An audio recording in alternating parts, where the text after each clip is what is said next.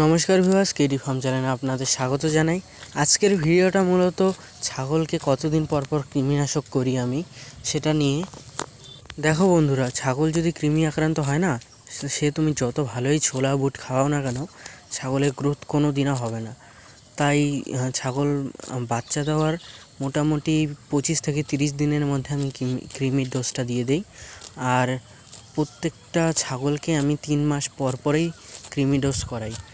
তাই কৃমিনাশক দেওয়াটা খুবই জরুরি ছাগলের জন্য। তারপর আসছে পর্যাপ্ত ঘাস। তুমি যত পারবে পর্যাপ্ত পরিমাণে ঘাস খাওয়াবে, কাঁচা ঘাস।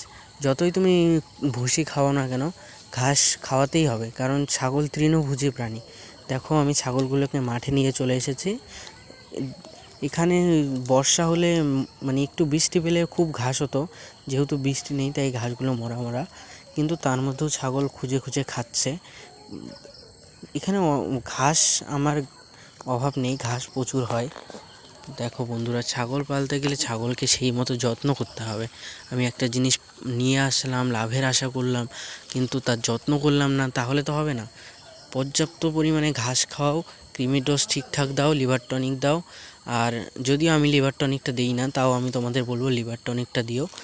আর ছাগলের ঠিকঠাক দেখাশোনা করো, তাহলে আর কিছু লাগবে না। এই দেখো, আমার ছাগলগুলো চরে চরে খাচ্ছে।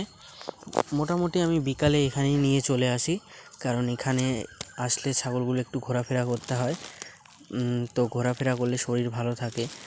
কিন্তু অন্যান্য মাসে যখন চাষাবাদ থাকে না, তখন আমার ছাগলগুলো ছাড়াই থাকে, তাই আমার খুব একটা কষ্ট হয় না। দেখো, আমি জুম করছি, দেখতে পাচ্ছ তো। কি আর বলবো বন্ধুরা, সব কিছুতেই পরিশ্রম আছে, পরিশ্রম ছাড়া কোনোটাই হয় না।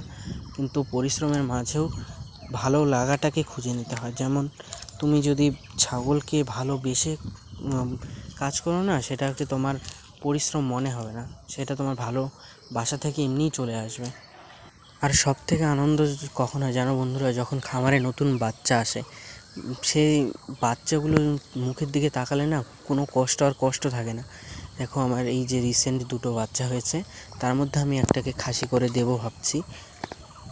তো খাসি করলে 21 দিন থেকে মোটামুটি 30 দিনের মধ্যেই করতে হয়। তো আমি ভাবছি কাল পরশু করে নিয়ে আসবো। তো আজকের ভিডিওটা এই পর্যন্তই, পাশে থেকো, ধন্যবাদ।